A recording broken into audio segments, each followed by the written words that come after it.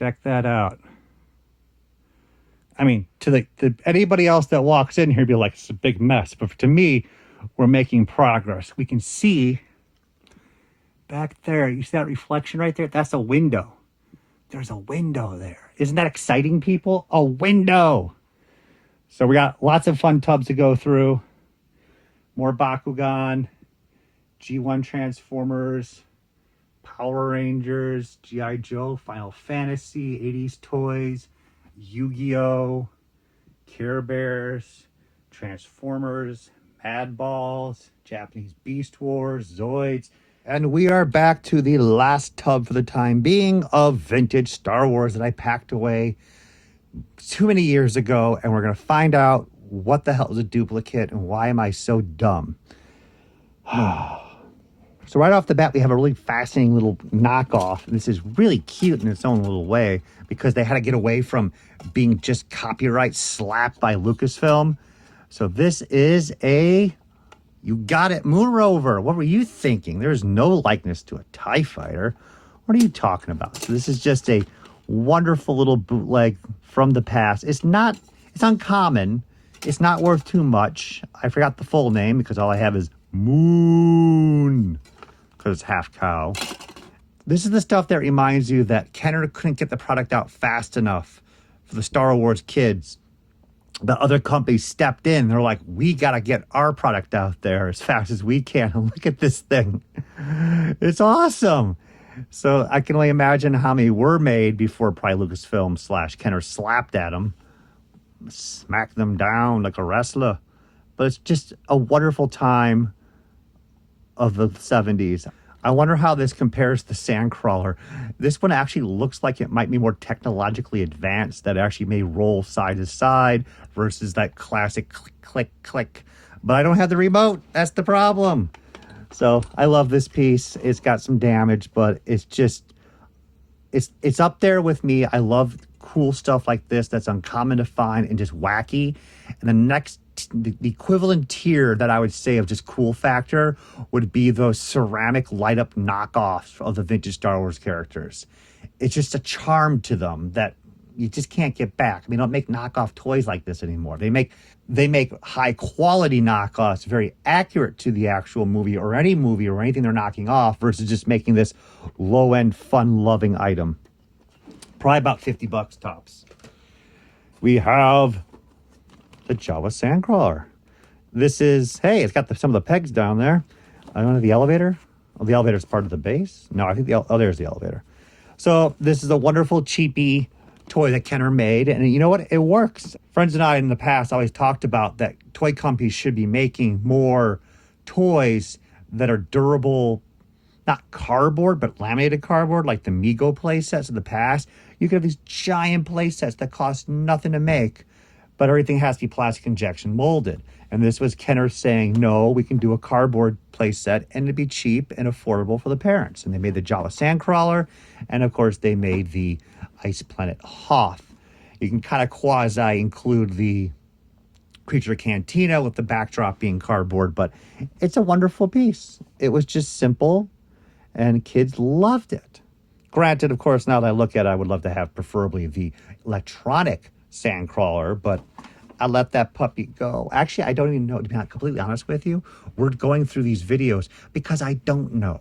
I have a Sandcrawler. I don't see why I would have sold the Sandcrawler. And that just makes me worried because guess what? I haven't seen that Sandcrawler and it's a large item. How could you lose that in your house? Well, guess what? I'm dumb enough to do that. So we're going through these tubs and hopefully we will find the Sandcrawler. We are off to the races with a Power of the Force 2 Snowspeeder, which at least they changed the deco, the plating here. It was a great idea because I hate reissues. I say it all the time. They kill the market.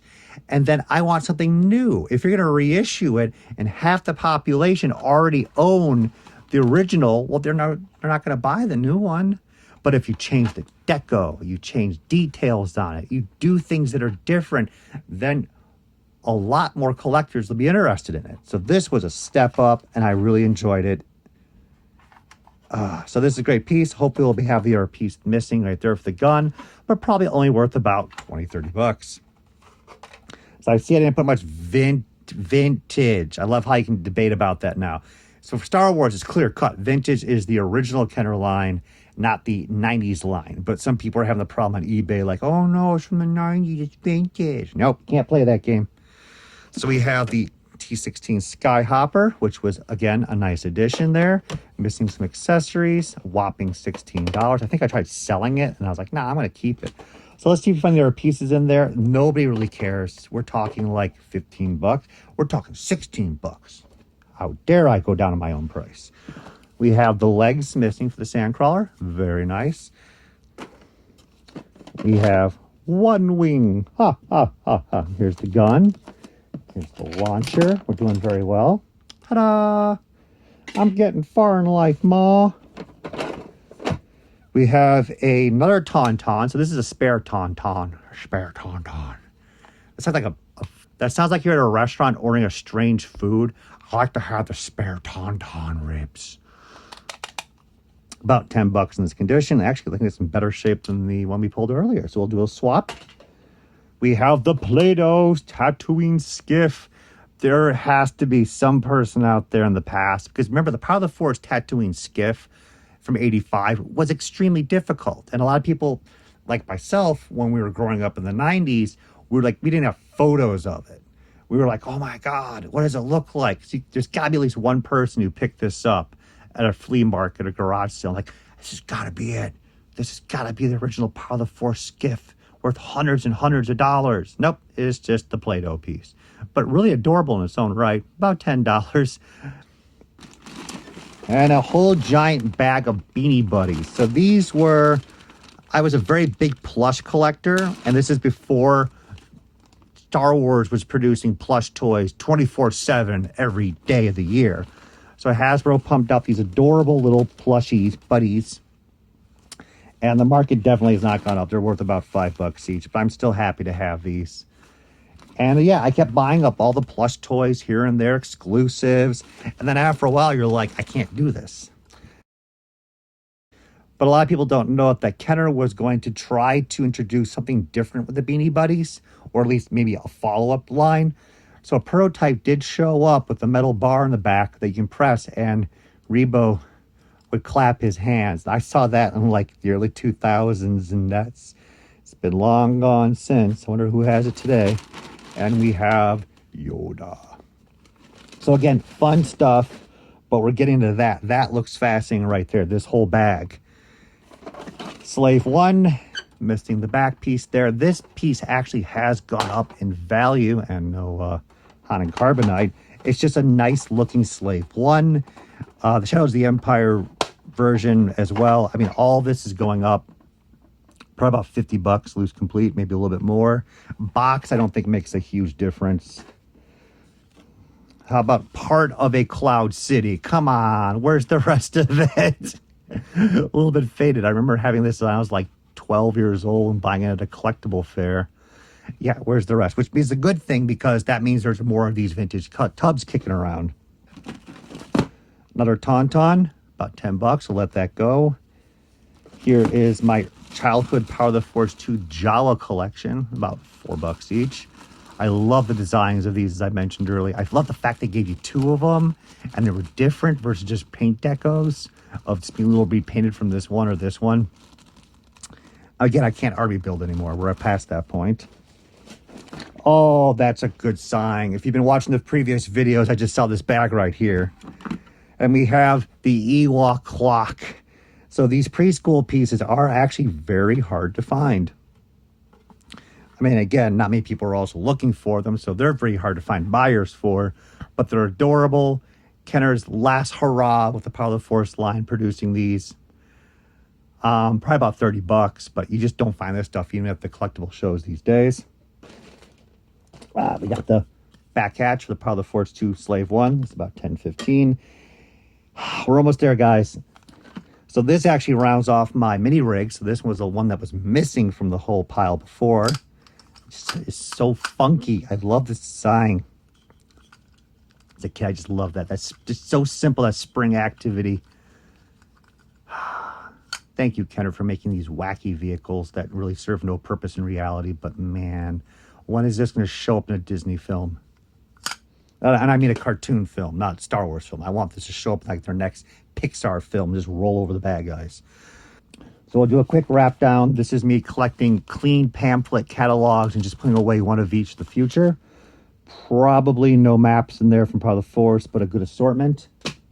Those run about $10 each. And this is what I was waiting for. So if you saw the previous box, I put away these exact parts from a Tidarium, and now these are spare. And these are $30 each at least. Maybe this one might be $40. So that is perfect. You get some money out of that. Hey, at least the kid painted this Yoda pretty clean. You can tell me kids messed up like this. Half-assed. Very nice. And here we go. So this whole bag assortment is literally me saying, hey, I think I need these in the future because I'm stupid. And let's put them away. And this is like a chunk of money. As you guys know, like the parts and pieces are worth more than the vehicles themselves. And at times you can break up a complete vehicle and get more money out of the parts. I mean, it's how the world is today. So the AT-AT, I don't know where it is right now, but we got a door. We got a door, and that's like $35. We got the battery cover. That's like $20, $25. We already have now Snowspeeder. We already found 2 of them. So this is about $15 with the windshield. Unfortunately, $5 for the battery cover. B-Wing. I got to look into my B-Wing box if it's like a nice loose complete, like if it's stickers applied. Is it dead stock unused and you don't really count as a loose one to play with? But if it has stickers applied and the inserts are there, then what do I need this thing for? $35, $40. Oh, it's like the most difficult part. The clasps usually break right here for the Rebel Troop transport. I saw the last one of these for $40 with free shipping on eBay. So hell yeah. Hell yeah. So right here, I didn't put in the camera, but I did actually have a Slave 1 in clean shape off to my left. And looking there right now, I actually need this piece, but I already have a Han Solo. So that's great. That's $20.25. Here's the battery cover for the the Imperial Troop Transport. It could be the Rebel Troop Transport based upon how you view the politics of the Star Wars universe, of course. But that's probably about $20.25. We already pulled up the bag for the Death Star. Well, not Death Star. I keep messing this up. I'm sorry. Star Destroyer. And this is probably about $15, $20. Those are all duplicates. We have 2. Look at that. Like, we're already, $8 each. Here's an actual authentic AT-AT Chin gun. So that's about $25, $30, maybe a little bit more.